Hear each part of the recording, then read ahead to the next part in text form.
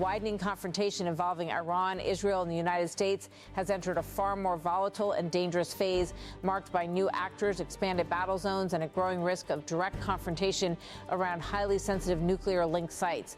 The situation, already fragile, has now taken on a multidimensional character, military, political, and symbolic, raising fears of a broader regional war that could spiral beyond control. At the center of this escalation is the formal entry of Yemen's Houthi movement, also known as Ansar Allah. Their involvement signals not just another front opening in the conflict, but a strategic widening of the battlefield that now stretches from the Red Sea to the Negev Desert. What was once a largely contained confrontation between Israel and Iran has evolved into a complex, multi-actor conflict with overlapping alliances and rapidly shifting dynamics. In the early hours of March 28, Israeli defense authorities confirmed that a missile had been launched from Yemen toward Israeli territory. The Israel Defense Forces immediately activated air defense systems to intercept the incoming threat. While officials did not officially attribute the launch, the trajectory, origin, and context strongly pointed toward Houthi involvement, given their history of long-range missile operations and alignment with Iranian strategic objectives. The incident triggered heightened security alerts across southern Israel, particularly around the Shimon Peres Negev Nuclear Research Center, commonly known as the Dimona nuclear facility. This site holds immense strategic significance, widely believed to be the core of Israel's nuclear program. Though Israel maintains a policy of ambiguity regarding its nuclear arsenal, Dimona has long been regarded as the heart of its deterrence capability. The Houthis' decision to intervene was not unexpected. Just one day prior to the missile launch, their military spokesperson Yahya Saree issued a warning that signaled a clear shift from rhetoric to potential action. He stated, "Our fingers are on the trigger." The declaration was brief but powerful, encapsulating the group's readiness to escalate militarily if certain conditions were met. In a broader statement, the Houthis laid out a framework for their involvement. They called for an immediate halt to what they described as aggression against Iran and allied groups in the region. They also warned against any expansion of military alliances involving the United States and Israel, particularly those targeting Iran. Additionally, they highlighted the strategic importance of the Red Sea, cautioning against its use for hostile operations. Their demands extended beyond military considerations. The group emphasized the need to lift the blockade on Yemen and called for the implementation of agreements related to Gaza, including humanitarian provisions. By framing their intervention in both military and political terms, the Houthis position themselves not merely as combatants, but as actors with broader regional ambitions. The entry of the Houthis introduces a significant maritime dimension to the conflict. The Red Sea is one of the world's most critical shipping routes, linking Europe and Asia through the Suez Canal. Any disruption in this corridor has immediate global economic implications. Previous Houthi attacks on commercial vessels have already demonstrated their ability to influence international trade flows, and their renewed involvement raises concerns about further disruptions. While the Yemen-based launch marked a new phase, it came against the backdrop of an already intensifying situation on Israeli territory. Days earlier, Iranian forces had reportedly carried out missile strikes targeting southern Israeli cities, including Dimona and Arad. These attacks represented one of the most direct engagements between Iran and Israel in recent years, breaking from the pattern of proxy warfare that has characterized much of their conflict. The impact of these strikes was both physical and psychological. CTV footage captured the moment a missile struck near a residential area in Dimona. The explosion caused widespread panic, shattering windows, damaging buildings, and sending residents scrambling for shelter. The speed of the attack left little time for warning, highlighting the challenges posed by advanced missile systems. Emergency services were quickly overwhelmed. Medical teams, including those from Magen David Adom, responded to a surge in casualties.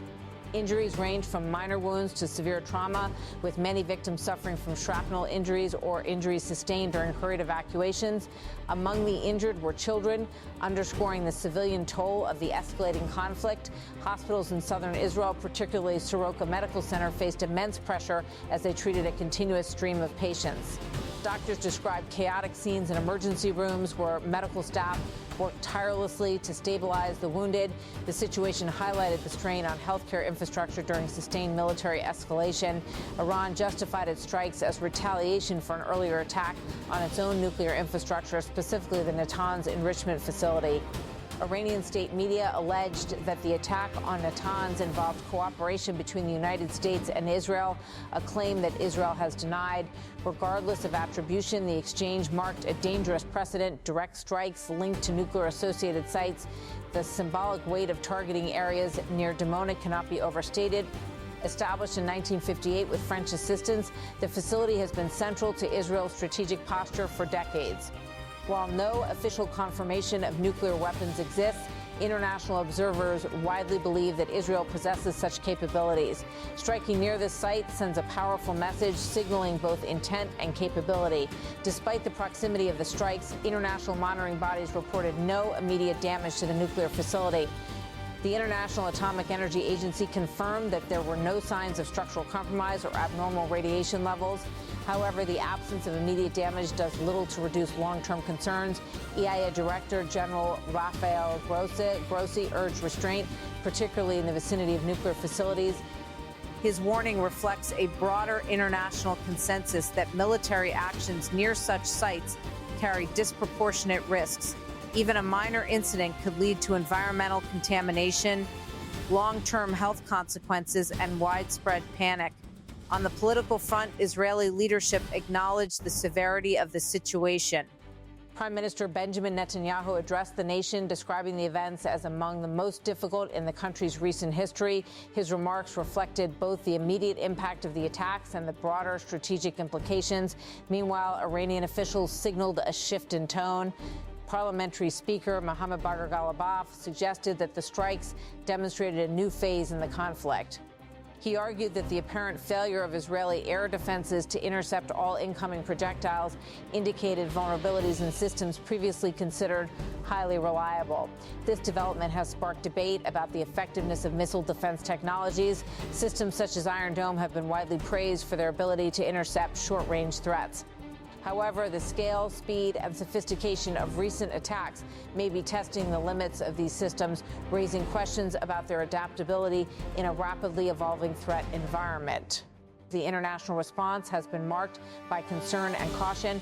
Russia's foreign ministry issued a warning condemning attacks on nuclear-related sites, emphasizing the potential for catastrophic consequences. Such statements highlight the global stakes involved, as any escalation could have far-reaching implications beyond the immediate region. For civilians, the situation is increasingly dire. In both Israel and Iran, daily life has been disrupted by the constant threat of airstrikes. Sirens, explosions, and emergency evacuations have become routine, creating an atmosphere of fear and uncertainty. The human cost of the conflict is evident in damaged homes, overwhelmed hospitals, and families living under constant threat. The involvement of the Houthis adds yet another layer of complexity. Their ability to launch long-range missiles and disrupt maritime routes introduces new variables into an already volatile equation. Their warning, "Our fingers are on the trigger," is not merely symbolic, but indicative of a readiness to act under specified conditions. As the conflict continues to evolve, the distinction between limited escalation and full-scale war becomes increasingly blurred. Each new development, whether a missile launch, a retaliatory strike, or a political statement, adds to the momentum, pushing the region toward a potential tipping point. Diplomatic efforts are ongoing, but their effectiveness remains uncertain. International organizations and world powers have called for restraint, emphasizing the need to avoid actions that could trigger a wider conflict. However, the pace of military development suggests that strategic calculations on the ground are currently outpacing diplomatic initiatives.